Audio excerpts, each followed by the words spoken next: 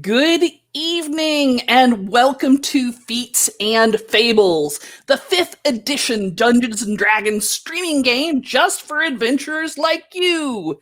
You can find us on Twitter, Facebook, YouTube, and wherever you get your podcasts just by searching for Feats and Fables. If you want to watch us live and chat with us, join us on Twitch from 8 to 10 Monday nights on twitch.tv.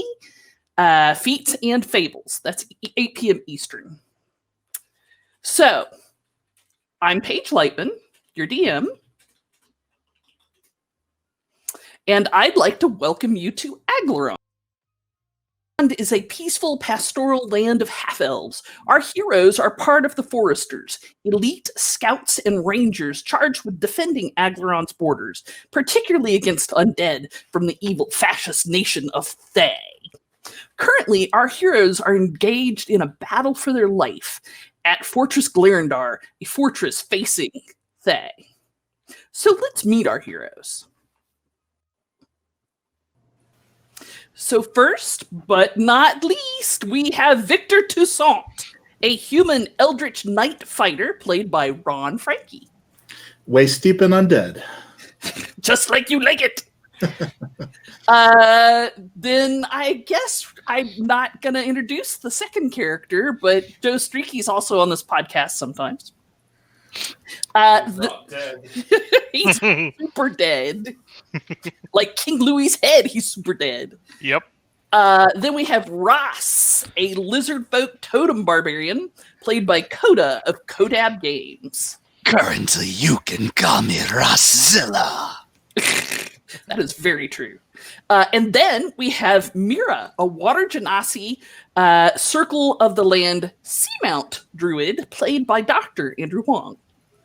Hello. And Mira is currently bringing up the other reptilian half of this crew as a giant crocodile. Yes. Let's jump up and high five. Boom. What? Your little arms are too short. They are. And then we have the heart and soul of this party, Silvio, a Satyr College of Eloquence bard, played by Ben Heisler. I did not sign up for all of this fighting, but I'm glad that we have two giant lizards to fight it out while I stay safely away. You're looking for that wall again, huh? I found a perfectly good wall up here on the northern side of the battlefield away from everyone else because I'm a precious flower that also does not have a ton of attack spells. So previously on Feats and Fables, as you may have gathered, a huge battle developed at Fortress Glarendar after our heroes rooted out a man posing, or a Cambion, a half-devil, posing as one of the officers at the fort. Instead of waiting for a more opportune time to throw down, somebody, that would be Joe, as Wildfire, The dead one. decided he was gonna throw down. A huge fight ensued, and now he's dead. To be fair, the Cambion was also defeated. Yes. The Cambion does not get a W for that one. There are still fights going on, and a dark shape is stalking the tiefling refugees as a mixed force of incorporeal and ghastly figures are swarming around the fortress. I have to say, it's looking pretty grim for the heroes of Aglarond. So, speaking of it looking grim,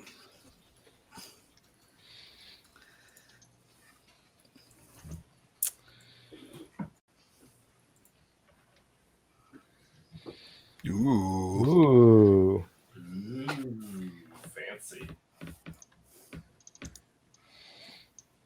Wildfire is adrift, floating in the void. A being made of nothingness. A place where fire and light reflect upon you. As you soar, the light gathers itself into you, becoming a blazing star of fire in your heart. Your consciousness expands and you don't remember things. You don't remember who you are or why you're here. You're not really concerned with it.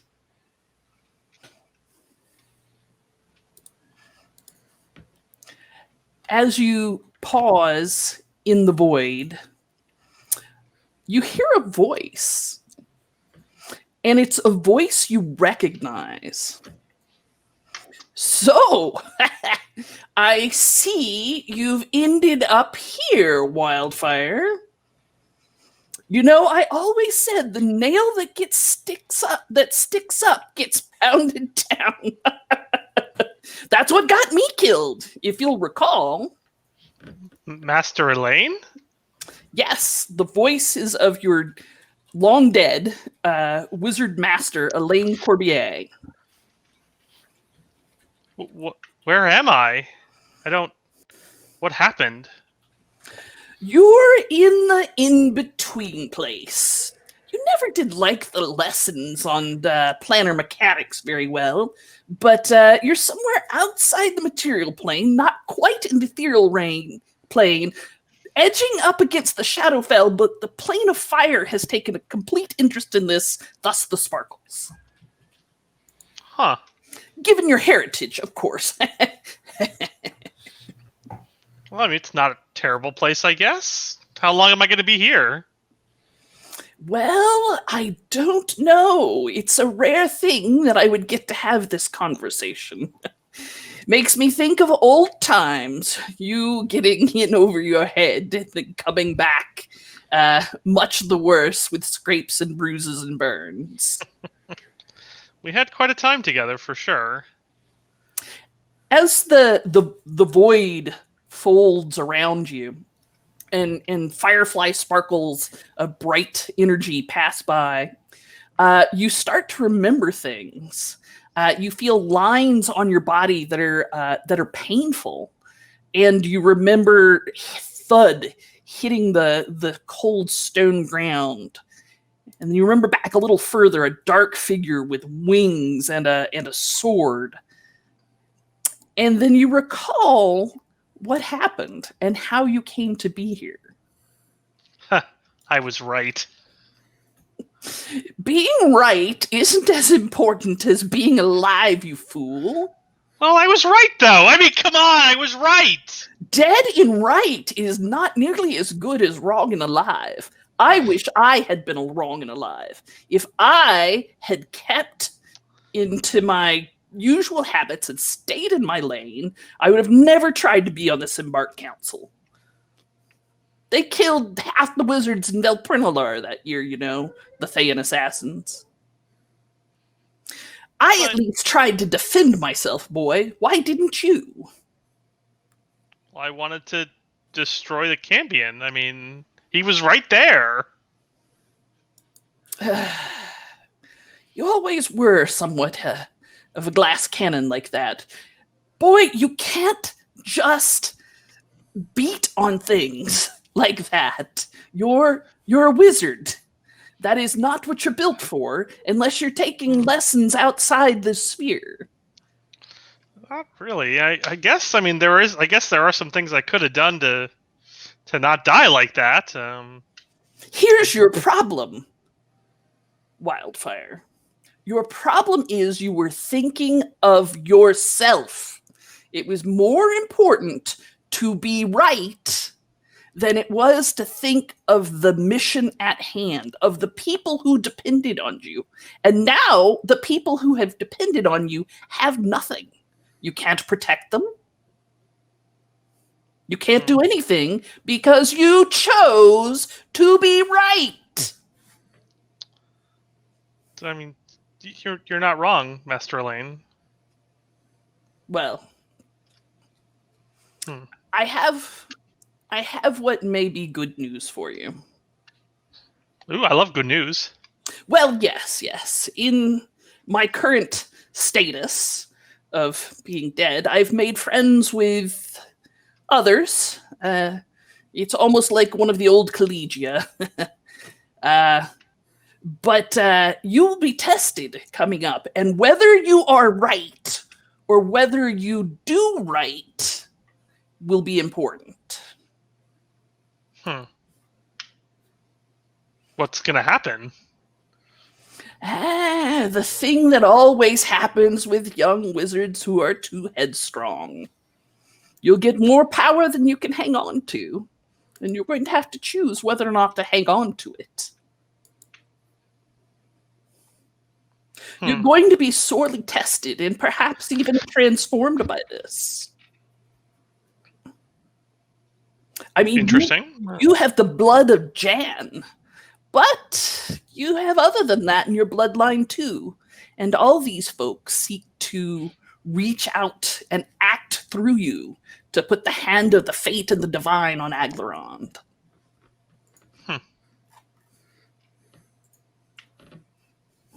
Sounds like fun. Wildfire, my boy. This isn't about fun, you fool! Grow up. You are no longer a snotty-nosed, skinny, scrape-kneed boy on the streets of Velprintalar, stealing purses and bilking harlots out of a hard day's earned coin. Grow up. If you're going to assume any mantle of power, you're going to need to be mature enough to handle it. Or perhaps a different fate awaits.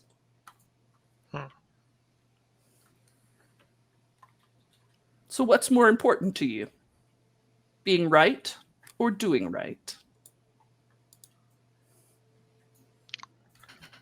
I don't know. I know you don't. I've always tried to lead you to good decisions, and this is no different. In fact, one thing I think it's very important for me to tell you, and that's where we go to other people's turns. Cool. I am the meanest. The worst. Whatever you do, don't. So important. Oh!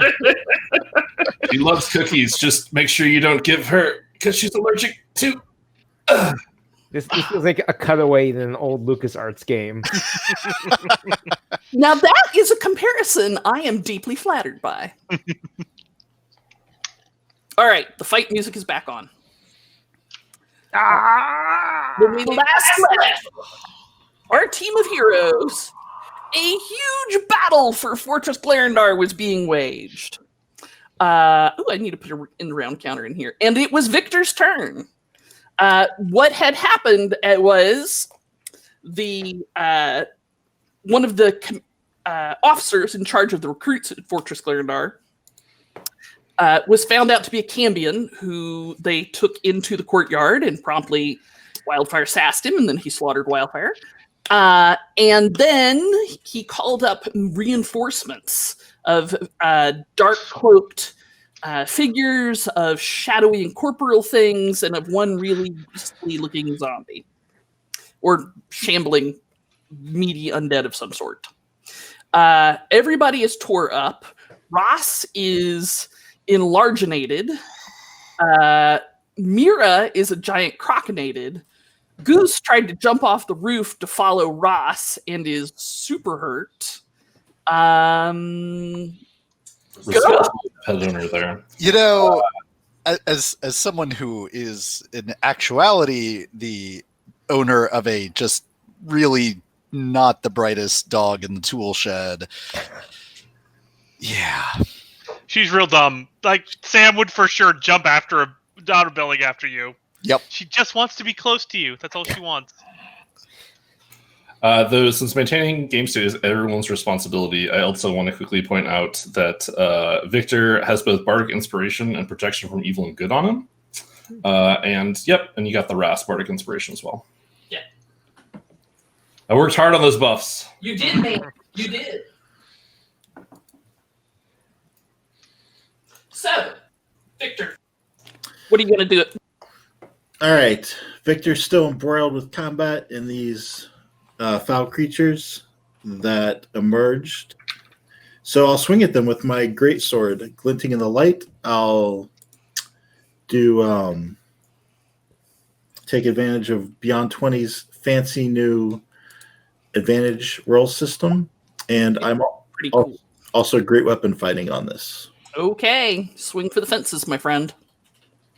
It says that I crit. Well, then you crit. Are you sure you don't want the 7 though? No. Okay. And get the to long choose, right? sword is I know. not magical, as I recall. Yes. Unfortunately, my great sword is not magical, so you're looking at 25. 12 points of damage. Yes. But I will swing again. All right. It's second time. Uh-huh. Now, Yes. No. I was just gonna say, the 12 she was talking about was counting the reduction because normally we don't count that. I'm just making sure that it's counted as 25 points. Then it hits her reduction. Yeah, it's 25 points of damage. Halved is Yeah, 12.5. yeah. No, I'm all caught up. I just My second swing is a miss, but due to my crit earlier on, I will get a bonus action third swing Ooh. Swing your thing. for my great weapon mastery, which I will continue to just try and put damage into this creature. All right. Run. Any hits? Ron, what's it like to have feet? It feels pretty good. I mean, What about fables? Do you have fables too? I'm the one with the fables here. Let's be honest. One of us is the bard. it's a fighter's job to have feet. Your job is to have goose. So that's 23 points of sadly non-magical damage. Yeah, it looks like 11 points of damage on his end. Yep. But the wisps of shadow are raggedy, and the lurid yellow eyes floating in this darkness are starting to look semi-translucent. Gross. All right, so I threw basically everything I had at that guy, and he doesn't seem particularly worried. So He is definitely worried. His feelings are hurt, and he is bloody. Victor sets his shoulders for a long fight and is done. Alrighty. All right, so that is number Cyan. All right, Ross. All right. Well, No. as- That is my guy who is fixing to attack you. Oh, that, Yeah, well, that hardly seems fair. It does, I know. All right, may I offer you a 19 to hit? I mean, that Pretty is sure I certainly can. going to hit. All right, you may have 10 points of psychic damage. I'm not resistant to that. I don't think you are. Okay. Yeah. No, I take that right in the brain. Okay, your brain recoils in pain. The rain in Ross's brain recoils in pain. All right, that is number blue. Victor, it will attempt to strike you. All right, I will remind you of my protection of good and evil, courtesy of Silvio. Thank you for the reminder. I have an 11 and... did I roll it 3 times? Apparently I did. So I have a 19 and an 11. So that's not going to do it. No, you're looking for a 17. Excellent. All right, this guy... Which guy? So number purple is between a rock and a hard place. It's going to try and attack the Marshal of Recruits.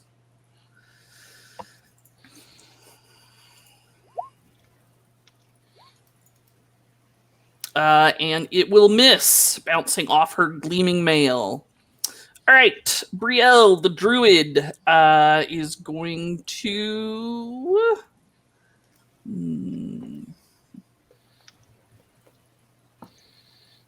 All right, we are going to put some healing on the board.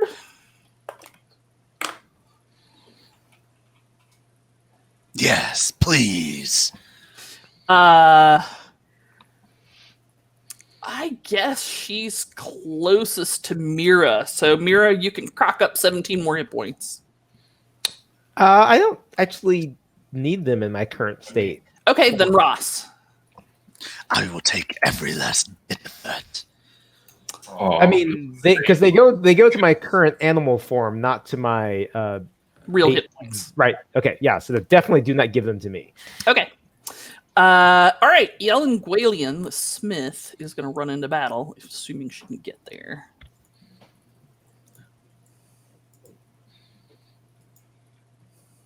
Ugh. Geometry is hard. Yep.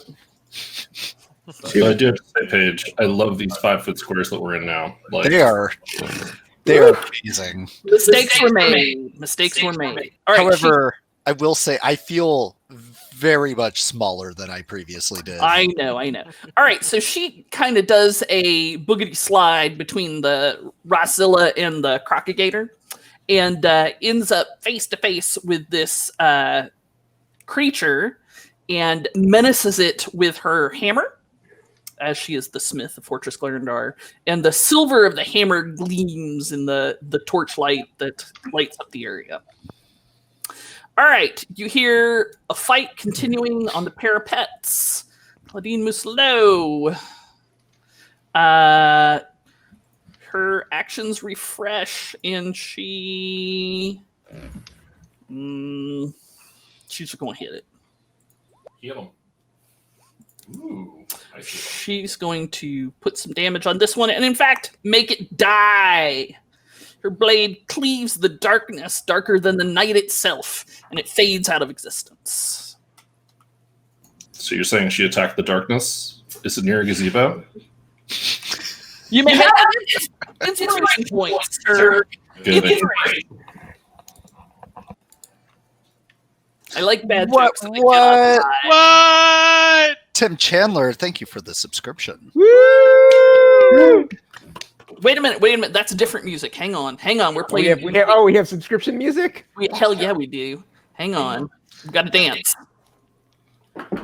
I mean, I feel like we should take this opportunity to thank everybody who has recently followed us, and thanks to your contributions, Cat, we can now also take subscribers. Ron, you're not dancing. I had to turn up my music. You got that. Thank you so much, dear Tim. You are the best. Money. Oh, Not that we only judge people by how much money they give us. that's how we judge everyone now. Stop it. All right, back to the fight. Music. What? One second. Nah, you go. Okay. All right. Right. 5 armies. Back to the fight. It was Claudine Mousselot's turn. She did the thing. End of round. You hear some fighting over here. Somewhere in a cutscene, there is a closet. It is a small broom closet in an unremarkable hallway. Inside the closet, there is a hell of a racket going on. Like acid and alchemist fire and flowers poking out of the end of a quarterstaff. Yeah, there's light flashing out from under the door. All right. Silvio, save us.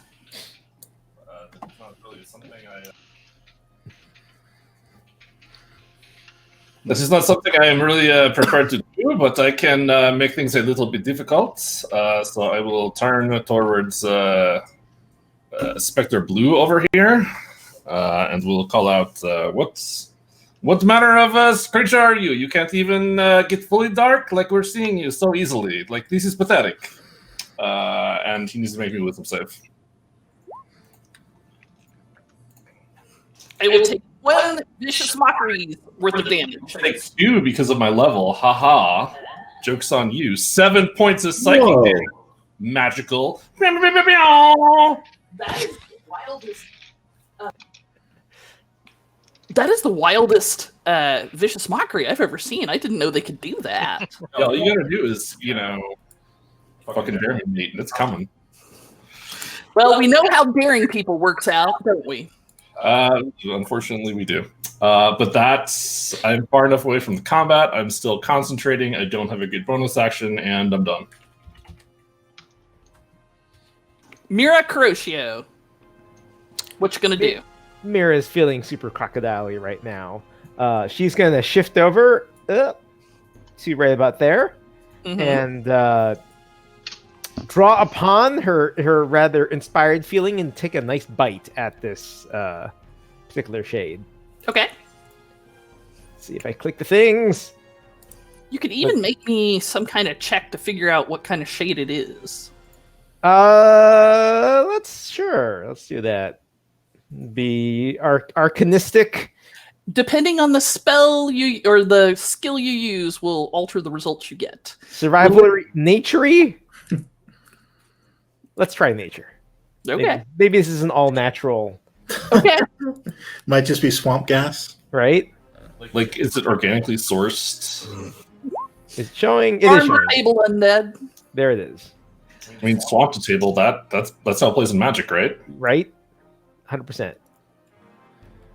All right, that is awesome. You get another inspiration point for that. You can hand it off to I somebody. throw that immediately to one of my allies who is still conscious. So anyone but Wildfire.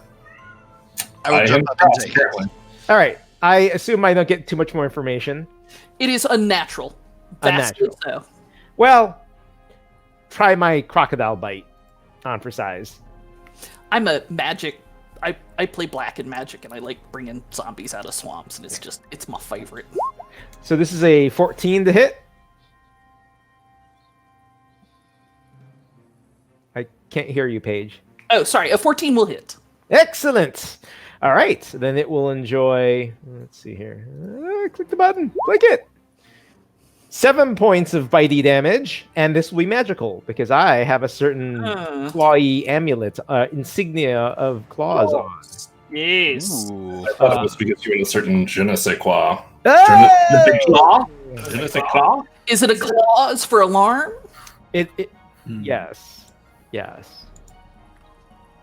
And now this particular shade, I've also sunken my teeth into it, so it is considered grappled. It's not going anywhere. I am actually immune to being grappled. No! Snap shut as it corporally whizzles out of them. All right. All right. Anything else? Got a bonus Nope. action in there? All right. 7 points of magic bitey is about all I can manage. So The magic bitey is pretty beautiful. All right. Algarial Moonbow. Shit. Like, how do I help people who are behind a Nightarian column? You go through the column. No need. No need. I All mean, right. does the column Unless provide you any were- kind of cover or concealment? I doubt it, but Okay. he's not interested in taking a whole bunch of paint either. Eh. All right. So I will cast. Oop, you did not take that to roll 20. I will cast Dead. Revivify. Not revivify. Yes. And with Joe's screen is black. We'll talk to him when he gets back. Hey. I'm sure Hey. it's fine. Oh, there he is. Oh, there he is. Oh, but he's muted. Muted. Oh, the I was just dealing with the audio issue, so Okay. Got back as the unheard. Yes. And with that, you feel a sharp pulling sensation in that star of energy in your chest, and you are sucked through something that is utterly black and compresses and squeezes you, and it's painful. And then you take a huge gasp of air as your heart starts to beat again. You have 1 hit point. Don't spend it all in the same place. 1 hit point. I like it. Live. I think it's 1 hit point. Yeah, 1 hit point. So that's that, and it's your turn. The timing is excellent. I kind of sit up, and I look at Giant Ross, and I says, "Ross, the tieflings are being attacked. What are you doing here?" Do I get a response now, or do I have to wait for dramatic effect? You can respond now. I mean, don't respond with the Gettysburg Address or something, but a short 407 years ago. I regret not playing at the same table anymore because I would take one of those big foam dice and wing it at your head right now. Sadly, I have nothing made of foam that I could just like throw from off screen at me. Right. So. I am currently, I believe, in the midst of the rare and elusive double rage, so non-mechanically, obviously. But Yes. so I am going to just let out a guttural alligator roar, which again I don't have a sound file for. Yeah, what's up with that? Unprepared, really. Yeah, Unprofessional is what it sounds like to me. the worst. Let me No, assure you that the gator growl is a terrible, terrible noise. Mhm. All right. And then I stand up, and I cast Mage Armor on myself. that seems like a wise choice. Is it supposed to be on fire like that, though? Another subscriber. Oh, Hooray! Oh, shit, Bologna. not the music. Who? I'm ready. Who? Bologna. Bologna. Bologna! Oh, Come on, do the Bologna dance. Yeah, Bologna. Bologna, Bologna. This either is matching the music and is amazing, or we all look real silly. Regardless, we can do all the things, Cody. I hope you guys are hearing the music because it's fun. Bologna! They're hearing it. It's very quiet. We got to work on that, but that's for later. Matter of fact, both Tim and Bologna, the very least I can do to thank you for subscribing is to send you some free stuff. If you will send your email to, I don't know, the Feats and Fables Twitter DMs or featsandfables@gmail.com, send me your email address and I will send you some free adventures that Ben and I wrote. woohoo! Who doesn't love free stuff? Stuff. Free stuff is the best. Yes. All right, that's awesome. Thank you, Bologna. All right, now, okay, game face on. Okay, 5 armies. There we go. Okay, all right. So, Wildfire, you have sat up. You have said things. Drawn breath. You've Cast drawn mage breath. armor. When I cast Mage Armor, Would you like to use half your use half your movement to stand up? I will use half my movement to stand up, and I will use the other half of my movement to not be right here. Because there are luckily What? no enemies in my face. Wait a second. That body cast mage armor and is moving to safety?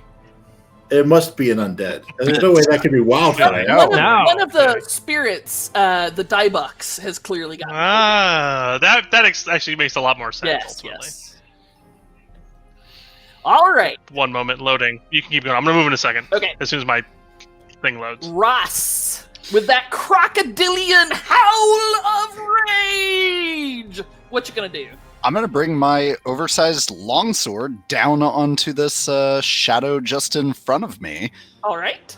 And I'm going to go ahead and use my inspiration. Good choice. Because knowing Paige, I'll just be getting more in a moment. You guys are funny. If you're gonna be funny, if you're gonna make me laugh, I'm gonna give you inspiration. I still only got a 11 though. So remind me, the Bardic Inspiration is a D8? but here's the benefit. If you fail, you get it back. So you might as well use it because you're only going to succeed on like a 7 or 8. I'm going to throw an extra D8 for my... and get a 2. 13's not going to make it, but you're still inspired because I'm... Hooray! Oy vey. All right. So inspired. Never leave home without your Eloquence Bard. No, don't. They are amazing. All right. So the shadow darts out of the way with quick speed. Victor Toussaint. Number of foes on the battlefield is lessening. All right. Fight. Glad to have you back, Wildfire. Ross, get your ass back to the Tieflings. and then I will continue to lay into. Say, is that it? No, and then I'm going to start swinging my sword around. I got to do the important things first, though. Put your sword in the air like you just don't care. 15. I guess But we very much care. We very much care. I'll let that 15 ride. I think that should hit a That shot. hits, yeah. Excellent. Because the one downside would be if a 15 hit and then I use the Eloquence Bard, then it would still be used up. All right, so that's 26 or 13 points of damage in my language. Good stuff. All right, second swing coming down the pipe. 7. All right, I can do this. Why the hell not? Bam! Ah! 15 hits. Amazing. 18 points damage, which I will call 9. Wait, but does that mean he loses his inspiration? Yes. No, I didn't lose it. That inspiration just did 18 points of damage. So that all counts as Ben's damage, right? Yes. If we were better at math, we would keep track. Ooh, shade. Shade. Yo. All right. I will move slightly to interpose myself more directly between that foul creature and my probably friend that got raised. Still some suspicions. Yes. All right. So, is your turn concluded? Yes. Then Claudine Mousselot says again, attack with advantage. Oh, all right. She's your biggest fan. Yes. I will She's use. his boss, is what she is. I'll use my reaction.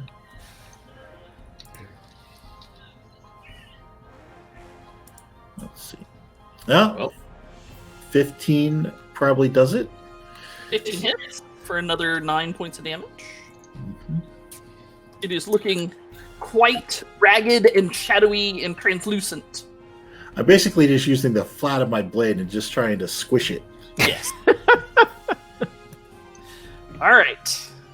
So that was after your turn. Then number Thayan is gonna. I don't like any of these options. I'm gonna try and get Ross. I would like to remind you that you have disadvantage because of my bardic shenanigans. Oh, from Vicious Mockery. Yup. Sure. Well, that 20 will certainly hit. Except I was rolling with disadvantage. How about the 14? That will miss. Woo! Active healing. Nice. Uh-oh. Now Ben's on all this pseudo damage high. Mm-hmm. Pseudo healing. We've let it go straight to his head. Number purple is in trouble. All right. Take your attacks of opportunity as the creature sinks down incorporeally into the ground. No. I will look at it sternly, as I've already taken my reaction for the turn. Oh, sure. I have not. Oh, no. That doesn't use up my reaction. It does not. All right. Claudine Mousselot shall try and swing at it. 28 will hit. We'll do 11 points of damage. Hmm. And it disappears from sight. Coward. Like disappears as in no longer a thing, or goes on. No, sinks down into the ground. I was just daring to hope that that attack of opportunity sealed the deal. It's real close. La. After that creature's turn, Claudine Mousselot fixes Ross with a steely gaze and says, "Voila! Again!" I will lift up my longsword and bring it down on them again. You may do so with advantage. Let's see. I That do will use up your enjoy reaction for the turn. advantage. An 18 to hit, That'll hit. which will be, let's see, that is, that's not actually including my rage damage. I did the wrong one. So it's +2 for the rage. So 13 goes to 6. That's correct. No, my sword is magical. Oh. Yeah, buddy. And with that, you slice it in half, and it sputters out of existence. Wow. Woohoo. Well, we can't rest on our laurels. No. Our friend is alive, or possibly undead. And Right. I've we been don't given get an trouble. order. I'm going to start turning back to where I came from and run for the building with the guest quarters, The Bailey. the Bailey. The Yes. hills. All right. So, seeing that everyone is okay here, Brielle Durathil takes off like a shot to the west wall, where there seems to be more things occurring. There. All right. Zoom. Yelling Gwalian does the same.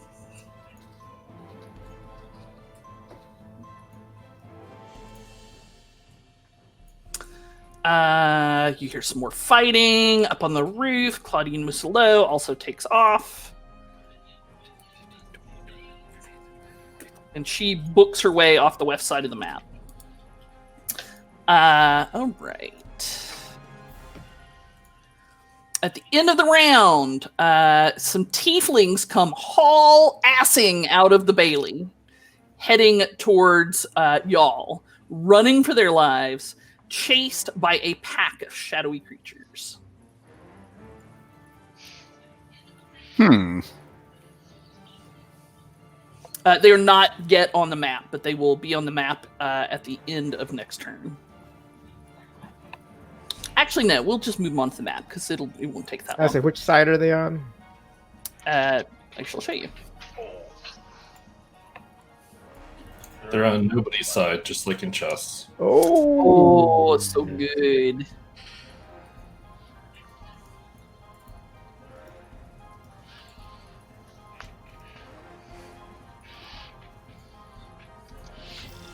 All right. Let's see. So that's what you got. Paige, do they at least still have my staff of flowers? I'm gonna be real upset if they don't. So it's only two of the tieflings. It's Forthright and Anchara, and neither of them have your staff.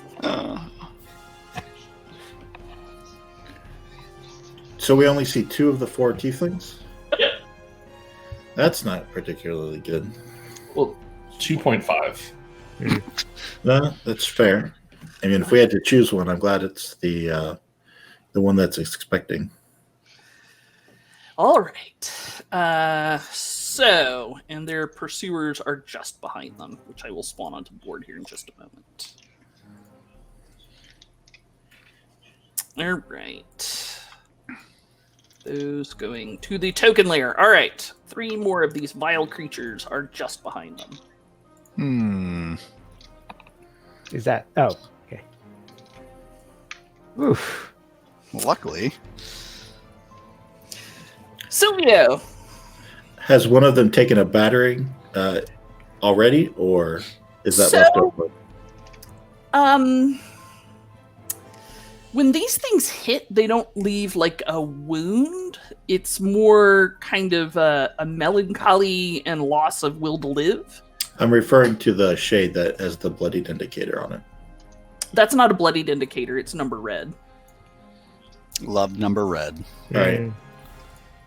You know what? Okay. I'm gonna make it number pink so it's not confusing. I appreciate it. I can only handle so many things. We are easily, Fair enough, man. so Fair enough. easily confused. Do you know how long it took Ben to drill into my head Redmond bloodied? Now it's all he sees. That's all Yes. he sees now. We played a lot of 4th edition together, man, and I don't think it took that long. Hey, I knew Ben before you did. He spent half I know. that time explaining to me what bloodied meant, and you can't prove otherwise. Fair enough. Fair enough. I just imagine scenes. It's like a movie right there. Ben starts describing bloody to him. Later, they're at a different table, and Ben is still describing bloody to them, like a different scene. Then they're out at dinner at like a diner. Ron's drinking a soda. Ben's still describing bloody. It just keeps on going. He's out at the Marietta Diner getting night cake.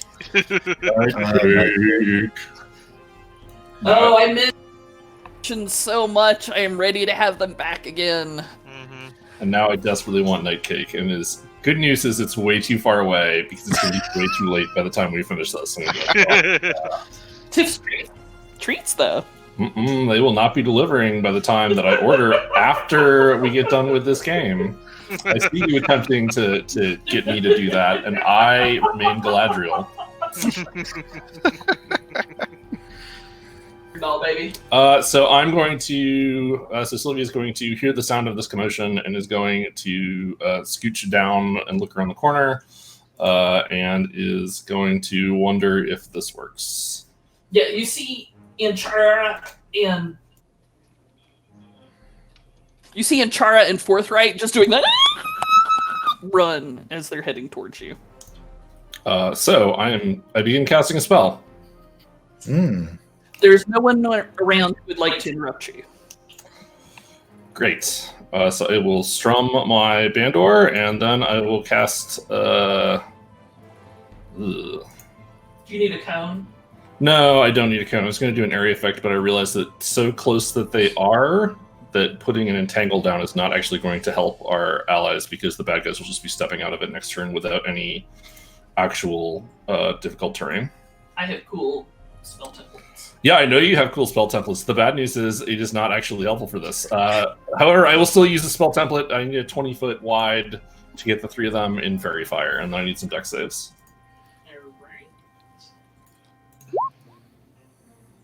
20-foot radius? Yeah, but it doesn't matter. I'm only hitting those three, unless there's things off the map behind them that I can't see, which honestly I don't really care about right now. I just want to... Paige just wants to play with her tools, y'all. Yep, pretty much. Like, can you blame me? So where's kind of... Do I get to control it, or are we going to play the fun game of no to the left, no to the right? No, up and to the left. Back and to the left. Back and to the left. Back. It's a to the 20-foot left. 20-foot cube, not a 20-foot radius. Oh, gotcha. I'd say that's really one of these four things, right? gigantic. I'm very concerned about this massive rainbow that just appears. How about we not worry about the template and Okay, you just fine. roll? We got full value from the template. Like, we got the idea of what it is. So I need Oh. dex saves from those three. Paige, just so you don't smite us all, I really love the template and would love for you to do more of it. Don't kill us, please. Anymore. Don't kill us anymore. You know, the good news about that crocodile snout is you can really get in there to brown nose, man. Ew! Uh, So, 2 and 16. I need it from the third one because I'm getting all three, yo. Oh, alright. There's no... All right, so one of them is fairy fired. I declare pink. Sure. And then I go back around the corner because that's that. Oh, Wall. Only you understand me, Wall. the safety of 90-degree angles. Okay, you sassy Todgers. Alright, if that's all for Silvio, Mira. Mira decides that this is a good moment to maybe not be a crocodile anymore. She's gonna step back just a few feet. There's never not a good time to be a crocodile. Well, okay, you're not wrong, but she's gonna drop this whole shenanigan. She's like, too scaly, and she's gonna fish that piece of mother of pearl out and go and guide this column right into this spot here. Right, just to overlap. The two of them. That's a good spot. Noted. Alright, anything else? That's it. Algariel takes a look at those three and runs into the barracks over here. Inside, you can hear them shouting and telling people to get out there and start fighting. This has all taken maybe 45 seconds or so. Wildfire. Yeah, you get turns again. Ooh, I like turns. Wildfire will look at these 3 undead and kind of quickly count the number of allies who are too close to them, and it's 4, which is the magic number. And so he will send out his a magical wave with his hand, and it will kind of cover each of them in a slight glow. And then from his other hand, he will release a bead of magical fire, which will explode into a ball of fire, engulfing like everyone over here. But luckily, our tiefling friends and Goose and Roz all make their save and take no damage. Ooh, is it time for the template again? No. No, it's just. No. So my shadow friends there can make me a saving throw, dexterity saving throw 15. All right, we're pretty good at Dex. Good damage. Thank you. Pretty good at Dex, she says, and then rolls a 9. Mhm. I like that. Yeah, I had a 10 and a 19. 19. All right, so the pink fails, yellow makes it, purple fails. 33 for full, Oof. 17 for half, 16 for half, 16 for half. Ooh, awesome. All right. They don't seem to take as much damage as you think they might otherwise. Jerks. That's Ooh. So half Whoa. 3 is 16.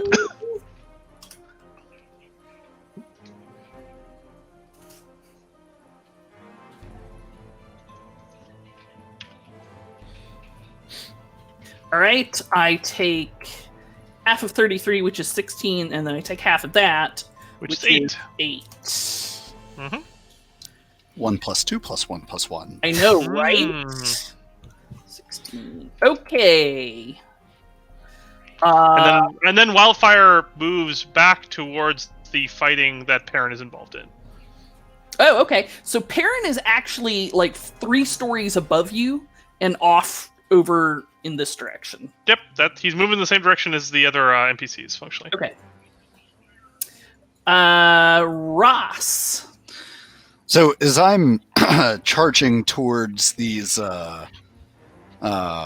shadows, and I see Goose there, who I can only assume is just the happiest puppy to see me coming towards them.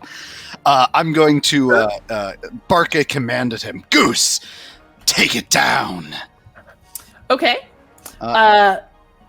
Goose tries to leap over in this direction, but her back legs won't hold her. So she just kind of flops about 5 feet and stops. Only 5 feet, damn. 40-foot movement. I was hoping for 10 at least. I mean, I bet she was hoping that you She's wouldn't hurt real bad. just jump right off like 3 feet and break her legs. And look, bad decisions were made. And then I'm going to Overheard in D&D. Bad decisions were made. I'm going to fling myself into this combat. Let's see here. 10, 15, 20, 25. It looks like it is about 30 feet to get to the other side of these shadows. Is that right? Did I do that right? Yes, it's 25 to there. So I will kind of throw myself up and over the fleeing tieflings. And off of the map behind them. I mean, you put them on the edge of the map, DM. I don't know what you want from me. Like, you did this to yourself there, Yena. Hyena is put upon. Is true. And self-inflicted wounds are the worst. All right. And as I come down upon them, I'm going to swing my longsword at the pink shadow.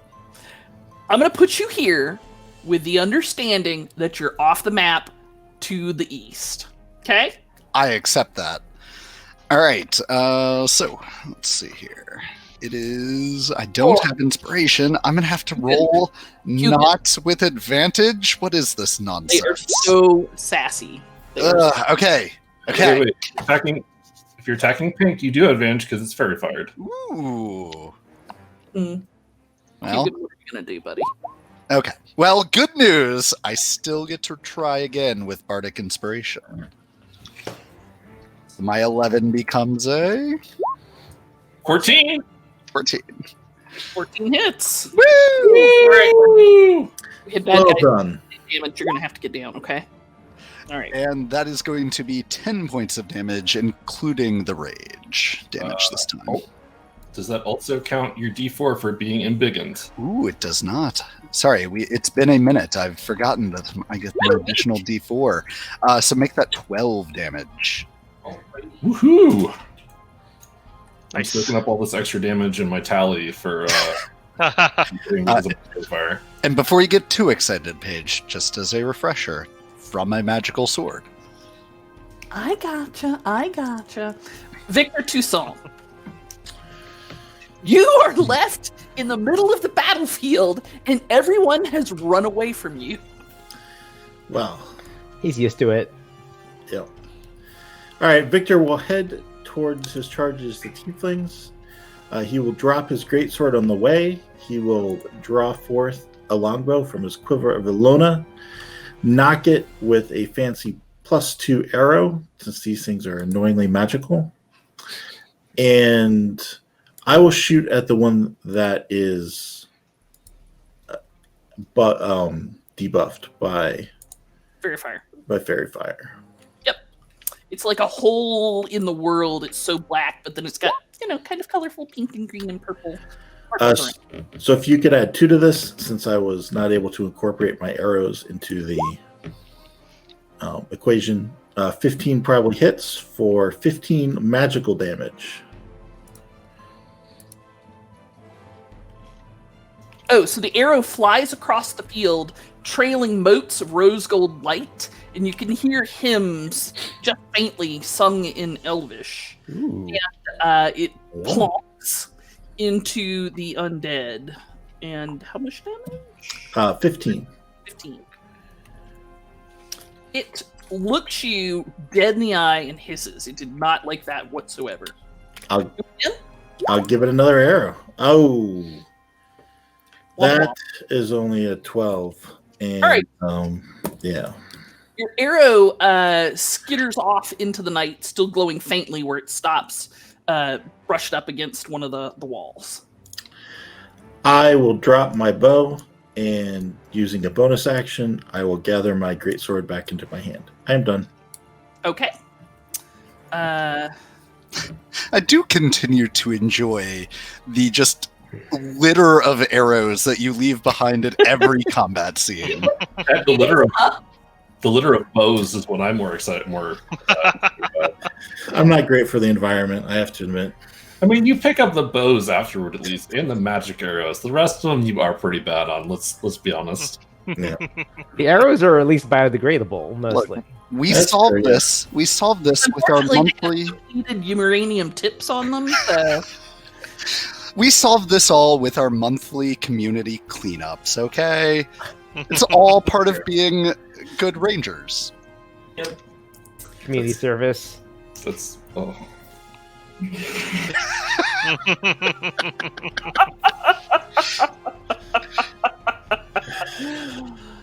We're gonna have to gift that.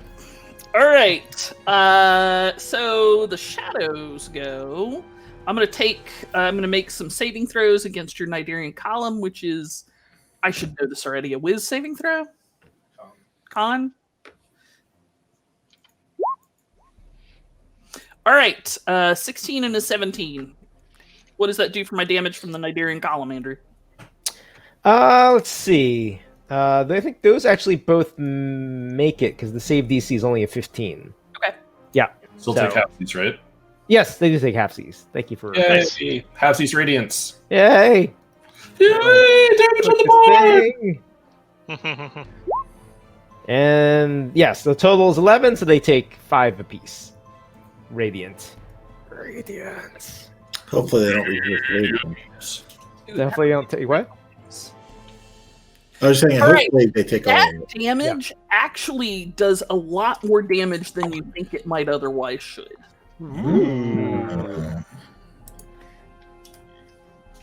We found their secrets. Ah. All right, that one moves to there. He's like, get me out of this. Here. One of them attacks Anchara, the other one attacks Forthright. Mm. Ugh, if only I had feats. Or Fables. Oh, Someday. All right, so they move up and try to attack, and damage is taken. Yep, them. All right, Brielle leaves the scene. Yelwyn leaves the scene. The sound of fighting up on the parapet have stopped. You're not sure what that means. At the end of the round, a whole bunch of tieflings run the fuck away. When you say a whole bunch, do you mean 2? Yes. 2.5, run away. 60. More damage is taken. Whoa, it just provoked a lot of attacks of opportunity? They each provoke 1. I guess they're probably scared out of their minds. Yes. All right. In fact, Forthright rushes up to you and tries to throw herself around you. Oh. Help! Help! They're chasing us! Help! They got Landress! Help! Ooh. I will attempt to console her during our upcoming break. Hello, Feats and Fables fans! We're back with the fight that never ends. Just a console, man. And on my friends! Yes! So, things have started to resolve. There's fighting in other parts of I have the wrong music on. There's fighting in other parts of Fortress Glarendar, and 2 of our tiefling refugees have come boiling out of the Bailey, running away from shadowy creatures. And it's Silvio's turn. Yes, sadly. What I should have done is I should have done prepared what spell I was going to cast when we were on break, rather than That's not how mouthing off. spellcasting works. Spellcasters have to go through the entire spell repertoire at the beginning of each of their turns. Exactly. Speaking their each name out loud in some sort of ritual. It is known, Khaleesi. This. It is Yeah. known. I think purple up front needs to make me a wisdom save as I look at it and go, "You're drinking La Croix? Really? You can't even drink something with actual flavor? That is vicious mockery at your wife! Not at some monster! That's your pawns on the board. Get used to it." Get some bubbly, come on. Oh. Just so everyone knows, I'm going to pay for that later. But it was Yes, 100% we need a La Croix sponsorship. That would be great. Given the amount of it we go through. All right. Right. I'm going to make that save with advantage because I'm the DM. No, with advantage.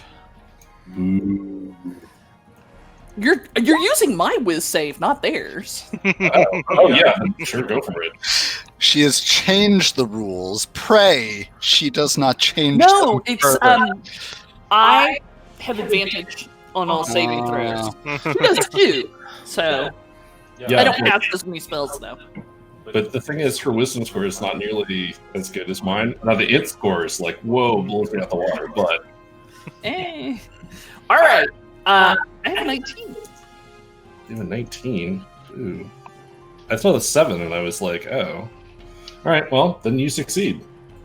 Noted. You can continue to feel good about drinking bubbly, tasteless water. How about that? In case LaCroix is listening, most of the Feats and Fables crew enjoys delicious LaCroix.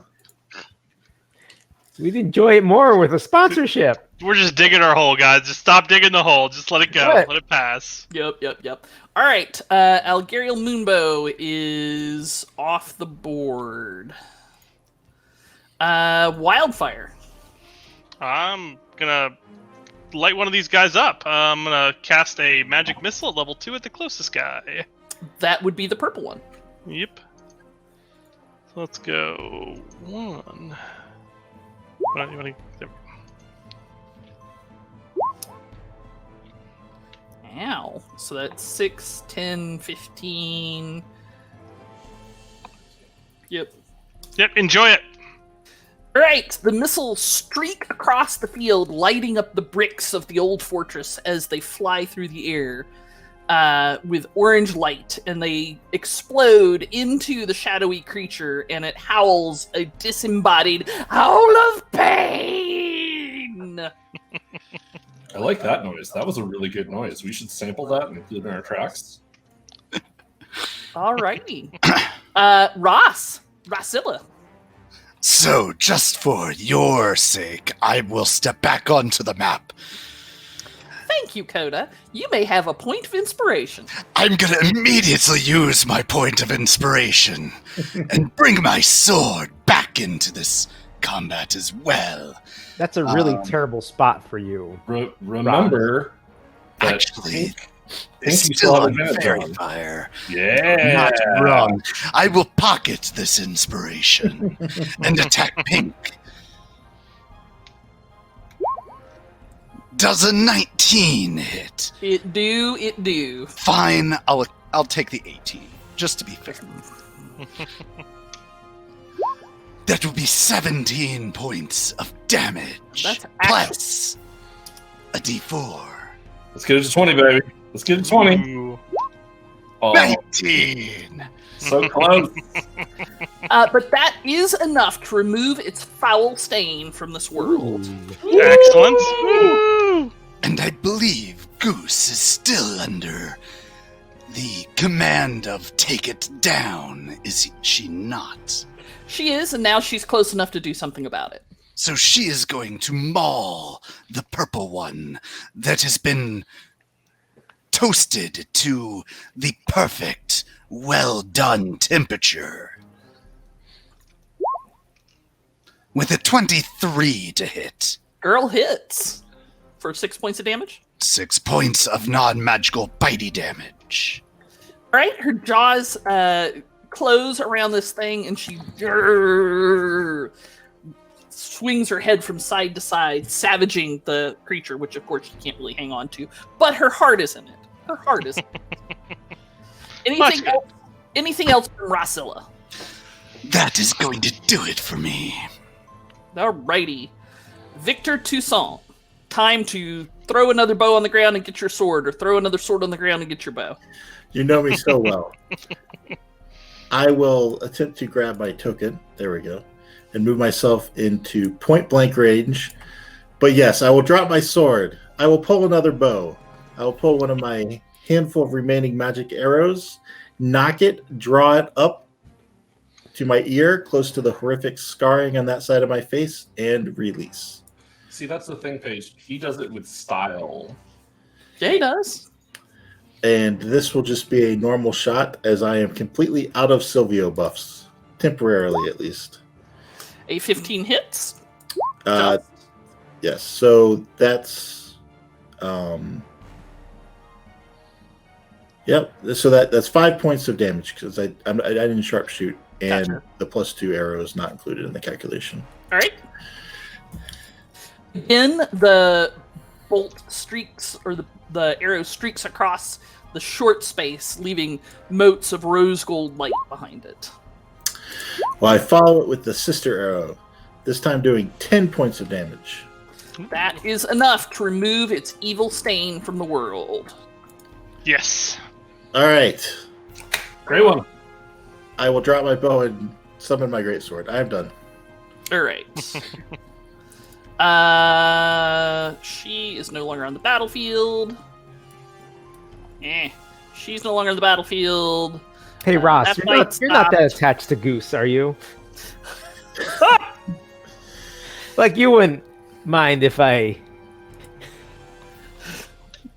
Go on. Don't worry about it. Are you putting the hearing column on Goose or on Ross? Because I think after Ross let Goose follow in that leap, maybe Ross could take it? Like, Yeah, that's true. That's true. Fair. I think he has resistance to radiance anyway. Yeah. Regardless, this creature also starts sinking into the cobblestones in its immaterial form to try and escape. You may Ross and Goose may take attacks of opportunity. Excellent. And I will use my inspiration since we're heading. This is getting away for the 26.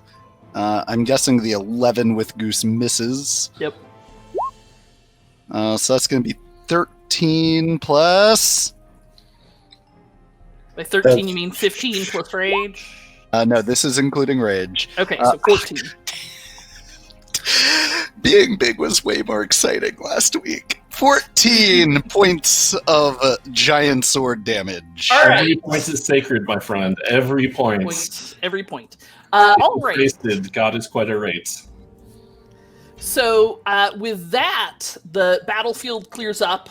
The recruits have been rousted out of their barracks by Algariel Moonbow and have been fighting a group of zombies that have been attacking the west side of the fortress. That is still 5 armies. Okay. There we go. And it looks like that finally there's silence fallen on Fortress Glarendar other than the cries of the wounded. Well, our squad at least will immediately go and check on the remaining tieflings. Yep. Okay. When you get into the Bailey, you find Garneau's body about 10 steps inside the door. And and there's not a mark on him. So clearly these incorporeal creatures are what done him in. And you see Lindress lying at the door of the broom closet with the staff of flowers in her hand, and still she dropped, probably, you'd guess, covering everybody's retreat. Ross, we're going to have words later. Is she dead? Oh, they're very dead.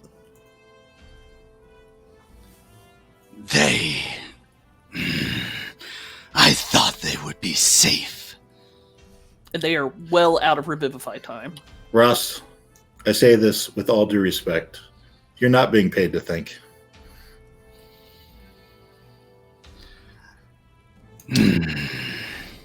Sylvia will crouch down next to Lindress and will, if her eyes are still open, close her eyes and say a funeral rites to Selune, his patron goddess.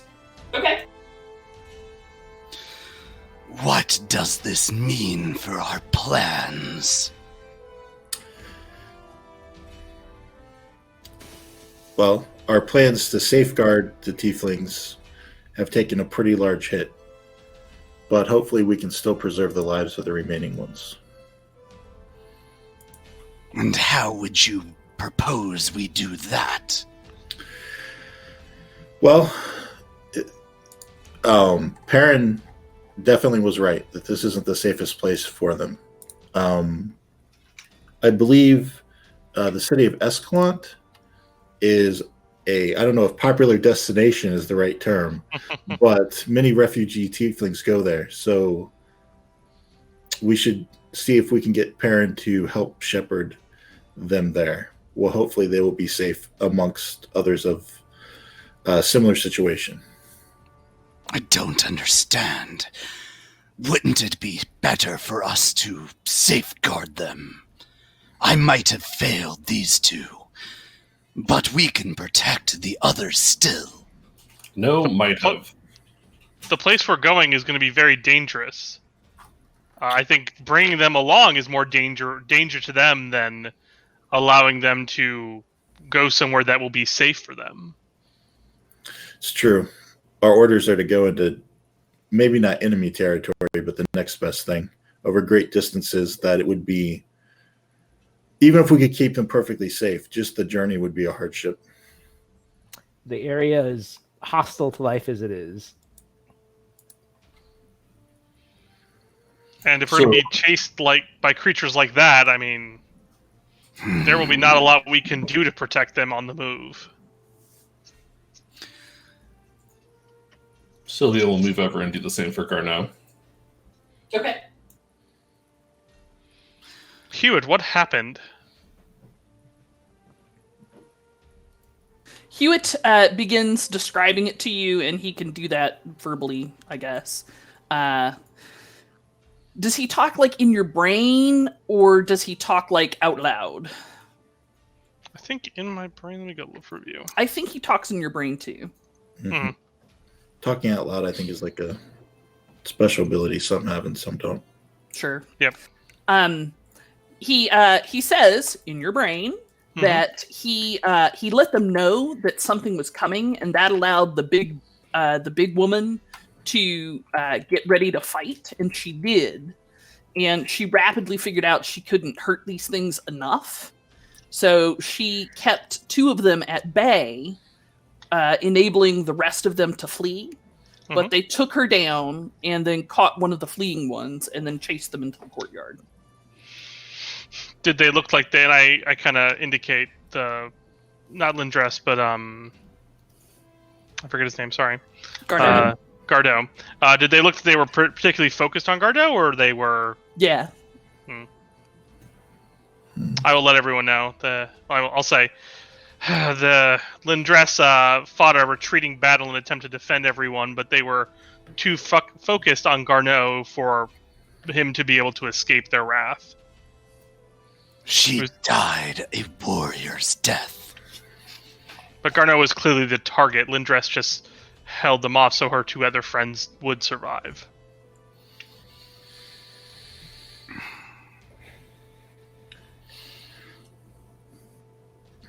Perhaps we'll be able to play some sort of a shell game, making the enemies think that they are traveling with us wherever we go, and using the magic we found that can conceal Garneau's presence. That may have worked at one point, but I do not see the shadows here.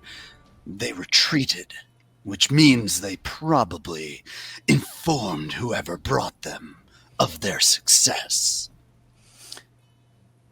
So, if any of you would like to repeat your skill checks to see what these critters were, then you may certainly do so. Sure, that's a religion page. If you choose. I'll try nature again. Okay. I mean, I'll roll an Arcana. I love Arcana. Go for it. Wow, I am super bad at this. Yes. And so are you. Wow. Why am I rolling twice? That's weird. Yeah. Yeah, I've been rolling everything twice. Maybe you're just that awesome. You are. I'll figure it out eventually. Strong. No, I'm clicking once. There's something going on. I'll figure it out later. Favorable scripting error. Searching error in your favor. Right. Gain 200 advantage. So, Wildfire, upon consideration, you think that these are not actually undead. They look like undead. They act like undead. You think they're actually a kind of demon. Interesting. I will share that with my allies. Wait, so this is another type of incorporeal demon? I need to get a magic weapon. I would imagine. So, what do I know about these incorporeal demons, Paige? So, with a 16 on your Arcana check, you know that a magic user of sufficient prowess and foolishness can summon them and force them to do their will. So these were clearly summoned by some sort of demon summoner and forced and bound to do his will, which is to hunt all of our friends, for lack of a better term. And likely us once we begin heading towards these ends. Indeed. I heard the sounds of battle from elsewhere, Perhaps we should check in to make sure there are no other casualties. Yeah, so it looks you can tell by the tenor of the fortress that the fighting is over, and in fact, Landon Arbalest and Dauphine Starbrow are running around trying to get people doing what they're supposed to be, as is Claudine Mousselet, who has pretty much assumed command of the situation. You don't see Perrin anywhere. So, I don't voice this, but Rass is almost exclusively worried about, among the command structure, about Perrin. So I'm going to be actively seeking him out. You find Perrin, as well as Iel and Gwalion, in the area of the HQ that serves as sort of an infirmary. Both of them are laid out on cots, and Brielle Durathil and Algariel Moonbow are praying over them. Do they breathe? They both do, yes. Perrin looks like he has been run over by Guar. Like the band? Like the band. The whole band? Like the whole band. And their giant swinging... Yeah. It is good to see that you live, Alistara. Brielle comes over and says, out, out, out, out, out. All right, I will acquiesce because I have nothing to thwart a doctor who is in command. So, but I will also start seeking out Lariel. Algariel Moonbow? No, Lariel de Harley. Oh, Lariel du Harley. Yes. She has been up in the rookery with a sword drawn in the doorway, waiting to defend her charges.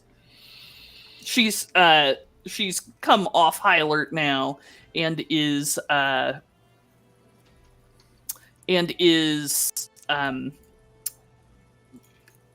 kind of going back and forth between the sickened griffins, trying to calm them. Lariel, I need some assistance. She turns around, like snaps her head around at you, and just goggles. She says, "What do you possibly think that I would be willing to help you do when I have sick griffins here?" It's Goose. She's been hurt. Where is she? Take me to her. Like She's in the courtyard. Her attitude changes 100% immediately. I don't know what to do. She puts a hand on your shoulder. I'll do what I can. I've got some pretty good doctrine. Let's go. She heads out of the rookery with you, and then stops, goes back in, and gets a travois that is clearly used to move injured griffins. Right. And heads back into the courtyard.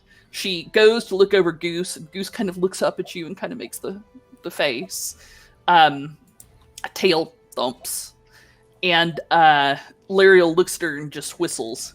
She, her back legs are broken pretty bad. She'll live.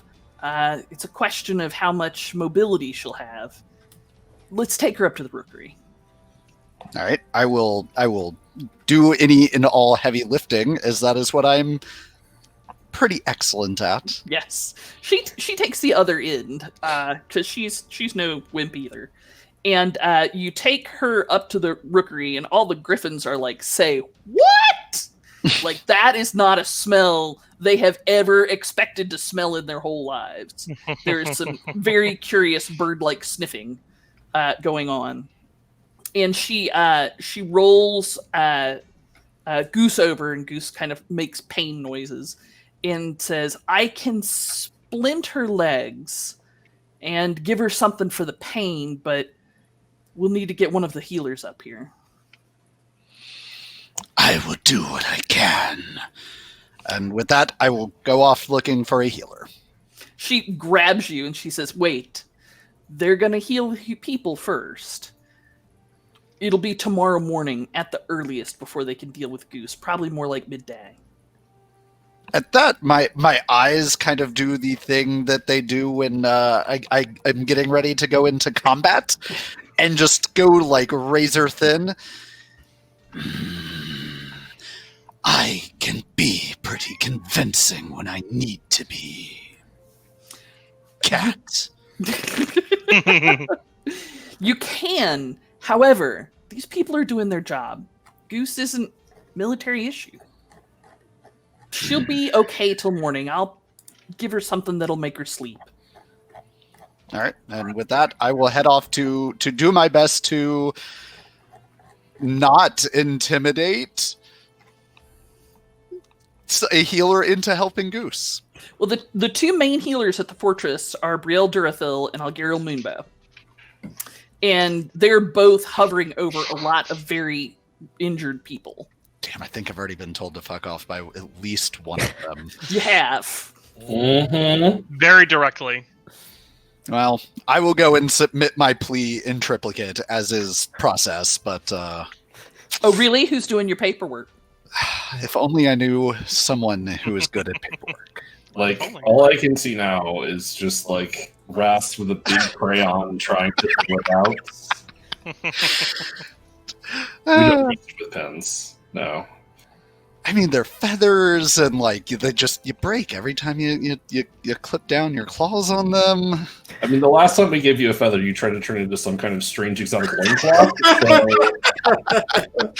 Not wrong. I mean, it's the accent piece on the loincloth. It brought the whole outfit together. Especially when the feather's all sticking up like that. Like, Yeah.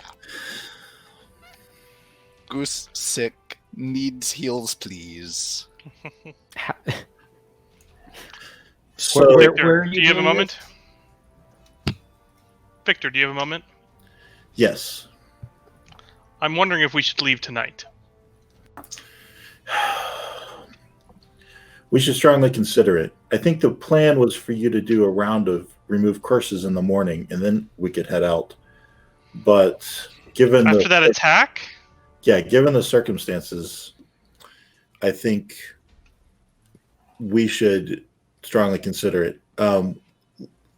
Let's get everyone together. Why don't you mention to them we might be leaving, and I'll go talk to whoever's still vertical to see if we can get permission to leave, given the circumstances. Let me know if Perrin's okay. I mean, he was alive, so I think. Let me know. Okay. Okay, I will go collect the rest of the party and bring them to my room. I'm not coming to your room. I'm helping out with the wounded. You can come and find me when you need me once you decide what's going on. Very well. So I'll try and find who's in charge. So Claudine de Mousselet has taken over as second in command.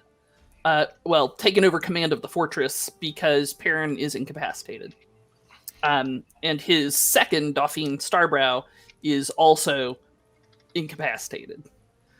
And Sela to heal, is she somewhere Sladiel. else? Yeah, she's in Velprinalar. Okay. She went with the Griffin Riders who are trying to get a veterinarian to take care of the sick griffins. Okay. Little did she know, all she needed was a wildfire. Little did she know. Claudine de Mousselot is running, like striding around in full plate, clank, clank, clank, seeing to people and making sure that there are guards on the walls running a quick rotation with plenty of torches out there, as well as torches out at distance so that the humans can see in the night. She's probably trying to put up a strong front, considering it was her direct report that was the Cambion. Yep. There is a cloud of familiars that is circling around the fortress.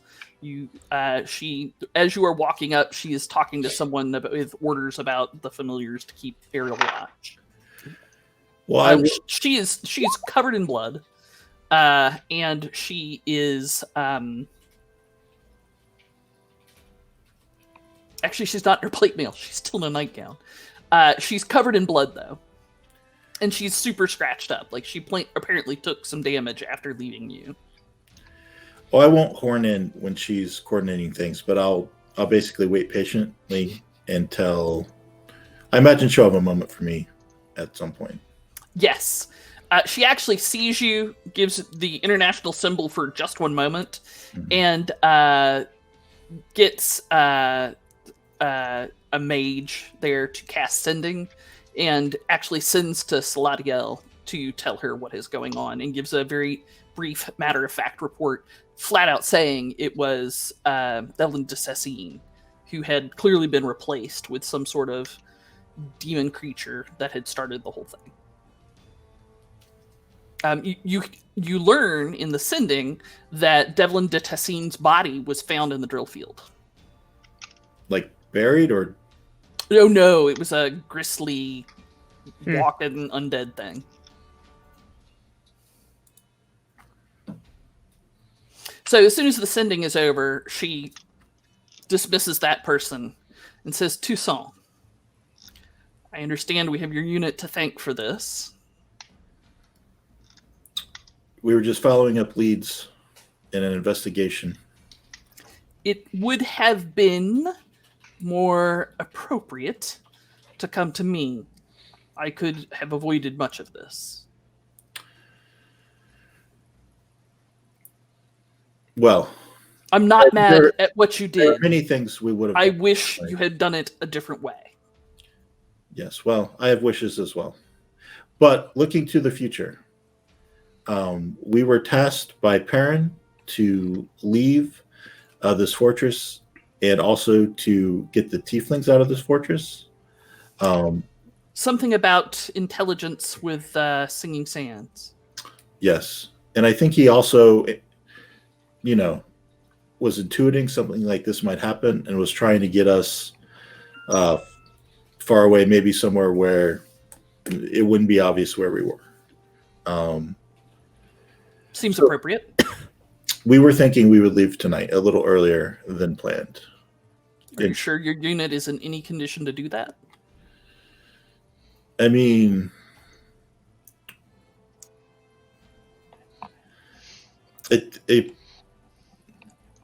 we might leave. Y'all aren't there. Get in your boxes. What? That's not going to stop me from making faces. There's no power in the burst if it stop me from making faces. We're rangers. We are at this virtual table. Thank you, Paige. Foresters. Foresters, yes. One night without sleep won't hurt us, and hopefully we can get out without potential spies knowing where we're going. We also believe that the tiefling Garneau is on the Thayan hit list, and probably the other tieflings are just included in it. The remaining tiefling is included in it. So we would like to get them off campus as well with a small patrol. Perrin indicated that he could spare a few people to shepherd them to Escalante, where they will hopefully be safe through obscurity. Yes, there's a sizable tiefling refugee enclave there. It's a good plan. Perrin lives. He is suffering from being brought back. And yes, that was one of the few people that Agero could bring back. But he is still quite damaged, and I expect he'll be himself within a week, but till then I've assumed command, with his blessing, of course. Go to him, clear everything with him, and as long as he's agreeable, that's fine with me. Just let me know what he wants. All right. In exact terms. Also, as I said, what you did was extremely valuable. And you did it in the wrong way. Because of that, people are dead. This is something that your command structure is going to want to discuss with you at some point. I don't view it as we did something wrong and people are dead. I view it as we thwarted the Thayan plot, and if it had come to fruition, the repercussions would no doubt be worse than what happened tonight. If you don't look at it that way, well, so be it. Well, what I think doesn't matter, as I am normally not part of your chain of command. So, take it up with Perrin and Sela. Anything else? Nope, I'll leave you to it. Your unit looked good out there. We can fight. If nothing else, we can fight. But you can fight and you can think independently. The latter is actually more important than the former. Thayan zombies can fight. What Thayan zombies cannot do is think. I mean, most of us can do that. Shh, you're extra thinky. So I will. I mean, I don't have to seek Perrin out. I pretty much know exactly where he is.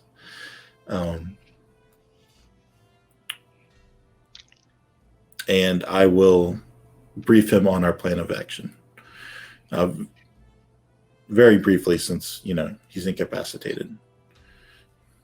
Just, I'll tell him we want to leave tonight, and we want to get the tieflings out tonight also, and just, is he okay with that? Noted. All right, dismissed. Oh, no, I'm sorry. I wasn't telling the officer. I was saying that's what I was doing. That's what I was telling to Perrin. Oh, gotcha. All right. Yep. I'm sorry, I completely misunderstood. Okay. Yeah, Claudine de Muslo gives you a completely impassionate dismissal when you're ready to go. When you go in to see Perrin, Brielle will let you in, and she kind of comes up to you and puts her face very much in your personal space and says, 5 minutes. Don't get him wound up. He was not only killed, but he was poisoned. And the poison stayed with him, and we're treating him for that. We're also completely out of spells at this point, so... Don't worry. I have just a brief confirmation of existing orders. It should be brief. He'll probably get wound up, but that's Perrin. She has a weary halfway smile and says, yes, that is him. She shuffles you in, and Perrin listens to your story. He's gone from swarthy to kind of a cool minty green. It's not a good look on him. It's just not a good look on him at all. He listens to your story and says, "Well, that's a fucking thing. The Tessin, huh?" Regrettably, he was a good man. I'd known him for quite a while. Well, it is what it is. Yeah, get the fuck out. I'll send the tieflings to Escalante with a bunch of troops I have heading that way anyway. We need to run that into the border in case there's something happening from sea on that end.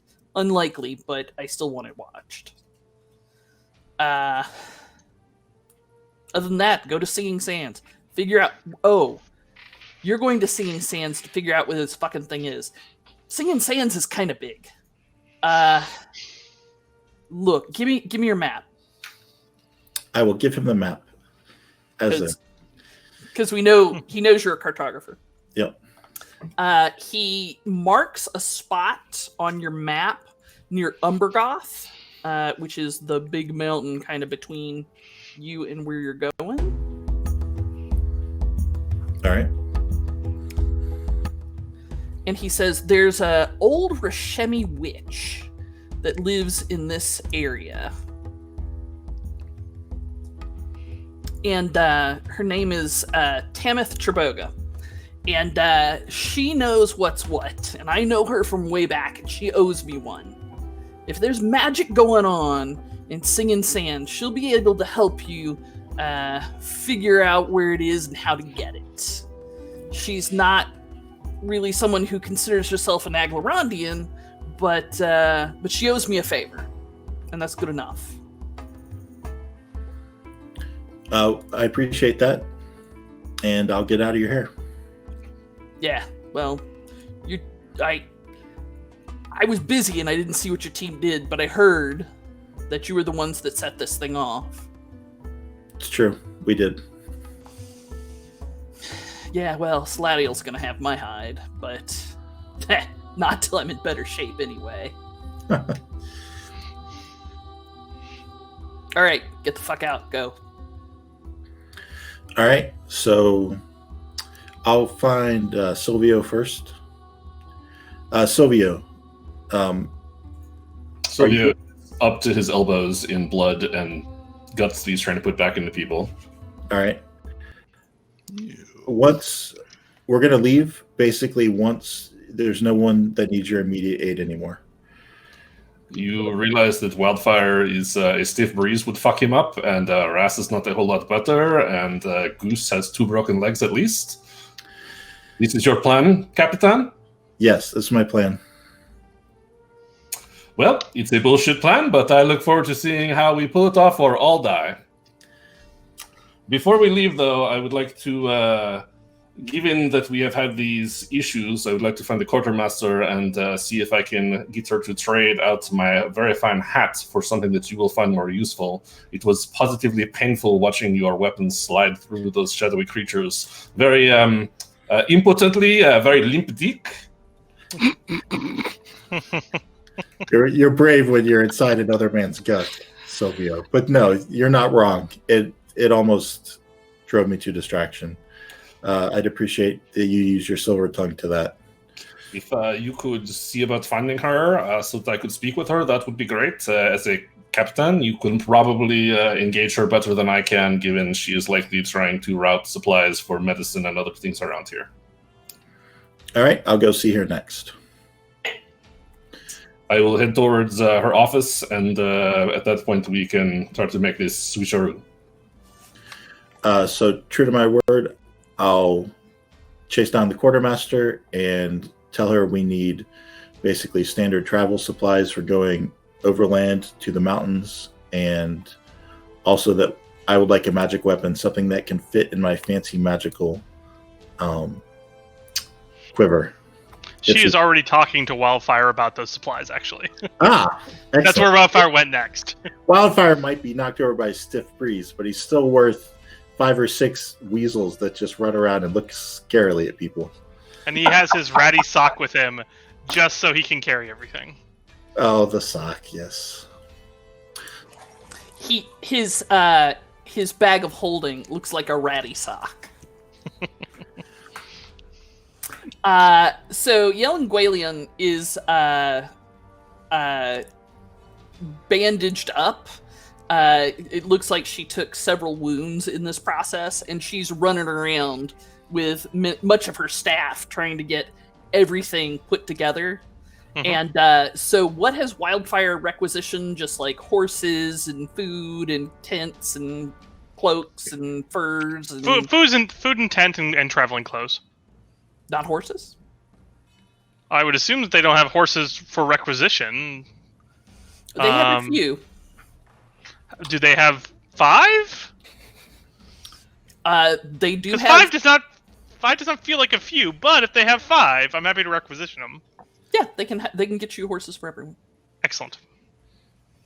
Yeah, I mean, so like probably climbing kits as well, because we're heading to the mountains. She's also packaged up the black dragon hide because you guys were going to take that as a gift to the dwarves. Yeah. She includes a double handful of potions of healing. Excellent. She's like, these need to be used in the fort, but Perrin told me to give you what you need, so here's these. Thank you. And unfortunately, we have a sword for you.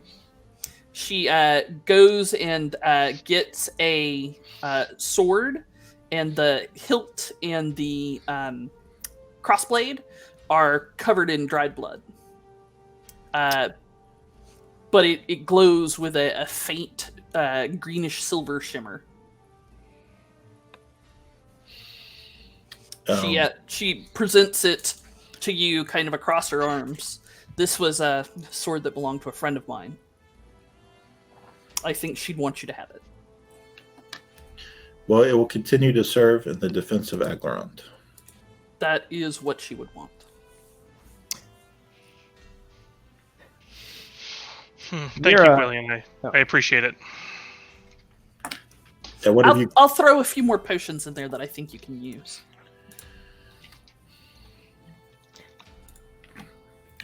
What's Mira been up to? Mira at some point will get done handing out handfuls of sea grapes to the various wounded. At this point in time, anybody who's going to live has had a good berry. Right. And then she comes over to Raz and puts a small handful into his clawed hands as well. Use these as you see fit. They want paperwork, Mira. Yes, everyone. Triplicate. Yes. They won't heal her. Feed these to her, and I'll help you fill out the paperwork. Oh, that's true friendship right there. That is true friendship right there. I've won enough grants to be able to cut through this stuff pretty quickly. I will be in the rookery if you need me. Oh no! You have to stay with me. There's lots of things for me to fill out here. Well, then you had better move to the rookery with me, because I will not be kept from her side. Okay. Mira Ross. Russ is visibly distraught. I'm glad I didn't have to move the column over Goose. And That would have gotten messy. You can would definitely- have. we can definitely fill out paperwork in the rookery. Wildfire kind of come walking up and kind of sidle up to both of you and say, "We're going to be leaving tonight, just in case there's any potential Thayan attack or any effect from us staying here, given what we know." We can't leave tonight. What do you mean we can't leave tonight? I mean, we are all injured and tired. It would be foolish to leave. I think it's probably more dangerous to stay. I Right. think the risk to us out there, completely unprepared and wounded, and frankly, I'm completely, spent spell wise. That I think that's a pretty high risk, but Where is the commander? Surely he will have something to say about this. Well, he's the one that told me to come get both of you. that's what I supposed. It's a bad idea. As you guys are saying, it's a bad idea. Victor will walk in. Oh. Mira will turn to him and say, "This is a bad idea. We're going to be sitting ducks out there. I don't know what you think is going to happen outside of these walls that's going to make us any more prepared to face what's coming at us, but it's a bad idea." Well, it'll put distance between here, where Thay has power, and in the middle of the plain somewhere, where hopefully they don't. But they holds no power here anymore. We have slew their commander. I mean, The you- shades, though. You saw them retreat into the floorboards the same as I did. They could literally be below us right now. And they could follow us out into the plains. They're not extraordinarily fast. So, given But neither will we be. we're Actually, going to, I have horses. Do the horses make us faster? Anyway, Yes. then is Mira asking us about the way more? So yes, no, yes, I don't know marine how biologist. fast shadows work. So horses don't necessarily make you move a whole lot faster. What they do make you do is have a much longer day of walking, and they carry your shit so you don't have to. Right, but we don't know. Actually, have zero idea how fast these creatures move. Yeah, your checks were ass. Mm-hmm. Right, but So if they're gonna follow us, leaving now gives us a better chance of making it out than waiting till tomorrow. Tomorrow they'll have time to prepare. Whoever summoned these will potentially have time to summon more of them. He's probably whatever entity did that is probably nearby, right? The hope for leaving tonight is that we can catch him off guard by not being here tomorrow. but didn't they just come here for the tieflings anyways? Well, the tieflings are being sent away as well. Right. So are we the target or are they the target? Well, we'll find out. I'm concerned that we are going to be the target when they realize where we're going, and the faster we get out of here. How would they know where we're going? Magic. I mean, they did kill a member of the command structure and infiltrate it. I think it's foolish to assume they have not done elsewhere inside the command structure. I trust Perrin, but like the longer we stay here, the more our orders are going to become known to everyone here. Maybe, but I think I think it's absolutely possible that they've infiltrated our command structure. But doesn't that mean that they could just ambush us at some other point? Well, that's the nice thing about traveling on the plains. We don't have to follow a road. Okay, but you can still be spotted and ambushed. It's not like it's just an infinite open plain. My whole plan. Anyway, we're going to take the risk. If that is what you order, then I will follow it. But I don't like it. It's a really bad idea. And I can say this really plainly as a civilian who's not under your chain of command. I think you're making the wrong choice here. Look at your crew. We're tore down. A child with a sweet stick could murder Ross right now. I could go get one to go do that. That far. Oh, I could probably take one of your younglings. But that would be about it in my current state. So 2 children with sweet sticks. That's the limit. Or one possessed farmer with a pitchfork, that could go right through Ras and through Wildfire. I mean, wouldn't that be quite a bit? So then you would be down to only commanding 2. Sylvia says as he comes up without his hat. Sometimes we're basically trusting the distance to protect us. If you say that there might be a scenario where they gets us all killed, you're There's right. lots of scenarios. If you have to make- I pull out the book of maps that we got, the magical book of maps, and I'll point out like 3 or 4 different choke points that we'll end up passing through. So I would ambush us here, and here. I don't know if there's that many choke points on the plains. There are. There Yeah, are rivers so- to be crossed and forded. So There are cliffs. Oh, sorry. just as a point of order, as I understood it, and God knows it changes, y'all were headed along the Watch Wall to the slopes of Umbergoth, over to Shivar Pass, through Shivar Pass, theoretically under the river, if not over it, and then from there over to Singing Sands. What could go wrong? That's the plan. Yes.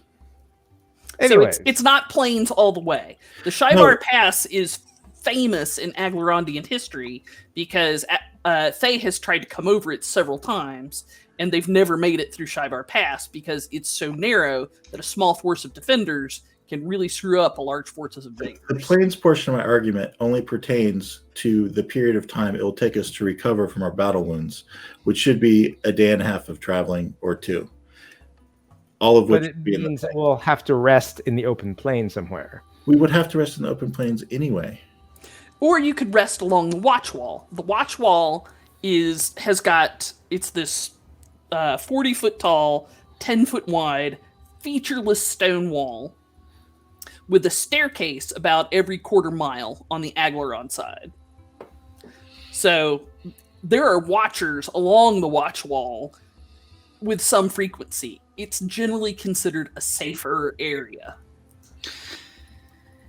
If you ask this, Victor, I would ask for at least an hour to prep before leaving. Yeah. What are you going? I mean, you can have it. Then with that, I will head off towards the rookery with my berries. Enjoy the berries. All right. When you get close to the rookery, you can hear arguing upstairs, and Brielle Durathil and apparently Lariel du Harlay are having a heated discussion about using one of the last remaining scrolls of something for Goose. Whatever you're going to do, make it quick. We are leaving at the top of the hour. And with that, I will begin fashioning a stretcher. Okay. Lariel just kind of goes, see? And Brielle rolls her eyes, leaves for a while, apparently talks to Perrin, and then comes back and says, yep, we'll use the scroll. Take that, paperwork! Yes. See, the great thing is, you go up there, and the whole time Mira's filling out the paperwork, and she's surely done just as you come back down with Goose with whatever they've decided to do. Unnecessary paperwork. Fate worse than death. Yeah. Thus solidifying Ross and Mira's friendship in ink. Indeed. Literally. Nicely put, Coda. You may have a point of inspiration. I will toss that to my new bestie, Mira. All right. Mira's just gonna tuck the paperwork away because she knows we're gonna need it again in the future. It's very true. Just change. All right. So you make your plan to leave Fort Glarendar with an hour of rushed preparations. You're pretty much pitched out of the fort on horses with packs mostly secured to them. Like El and Gwalion wanted another hour to pack your packs just right, but got overruled. And Goose is walking with a limp. Oh no, she's riding in a great griffin feather stretcher that I've put together. Okay. That apparently can be hitched up a litter. Thank you, Old Slow Tiger. That can be hitched up to a horse. That should be fun. Rass on a horse. It's kind of like the part of a wheelbarrow. It worked. You've been given instructions that she is not to run for a 10-day. Good luck with that. Yep. And with that, you head out of Fortress Glarendar as the sun comes over the mountains. The shadow of Umbergoth lies dark before you. We'll have to see what happens next on Feats and Fables next week. Woo! Woo! We did it! We got through a combat! Yes. That's good. You got through about 3 combats. But, I had this idea that, smart players would eat the elephant one bite at a time rather than chaining all the encounters at once, but yeah, you do you! You know how Wildfire feels about elephants. And I hope we learned something, but I'm pretty sure we didn't. I did. Oh, We'll jump off a building. That was what I learned. Yes. Yeah, that is definitely a thing. All All right. Corollary to that being, tell Goose not to follow you if you do. Yes. All right, so let's say goodbye to our friends and fans. It was a hell of a night, wasn't it, folks? Thank you for joining us on this adventure. Please follow us on Twitch, subscribe on YouTube, support us on Patreon even, or at least like us on iTunes. You can find us at Feats and Fables on all of these platforms. Roll20 is our virtual tabletop. Our music is by Kevin MacLeod at Incomtech.com, as served by Roll20. This music can be licensed under Creative Commons by Attribution 3.0. We would like to thank our fans and listeners, particularly all of the new people who joined us recently, and our good friends at GaryCon. But, and I'm going to have to put on the other music for this, but I really want to give a shout out to our new Twitch subscriber! Hey! Yes! For real. So that's Chakuba, Tim C, and all right. Looking to see you guys next Monday night at 8 p.m. Eastern Time to see what happens next, and follow us to adventure!